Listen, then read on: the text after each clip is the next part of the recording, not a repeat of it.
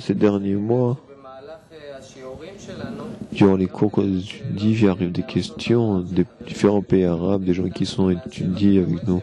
Et les questions, on voit que ce sont des gens qui connaissent les textes et le vivent. Et là, il y a un congrès dans un mois, en février, auquel on invite de nombreuses personnes du monde entier, en Israël.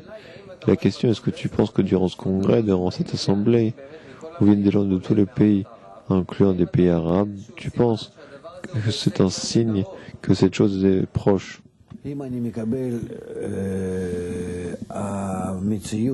Si je reçois la réalité de façon correcte, telle qu'il existe dans le monde, je ne les aurais pas invités en Israël, car j'ai très peur de ce qui pourrait leur arriver. Nous avons des gens qui sont du territoire palestinien, nous avons des amis en Arabie Saoudite, au Koweït, en Iran, des gens qui étudient avec nous ensemble.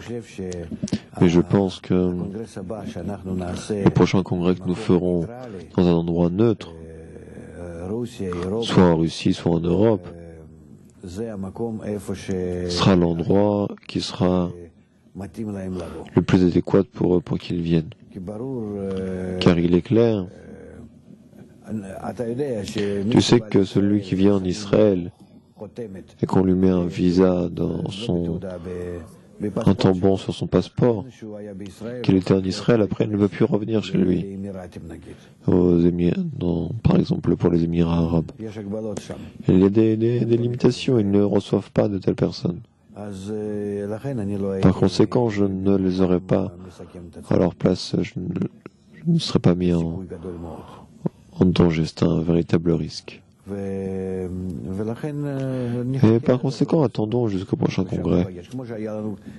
Comme on a eu un congrès en Angleterre, par exemple, il y a 2 mois, 3 mois, et ils ont pu venir.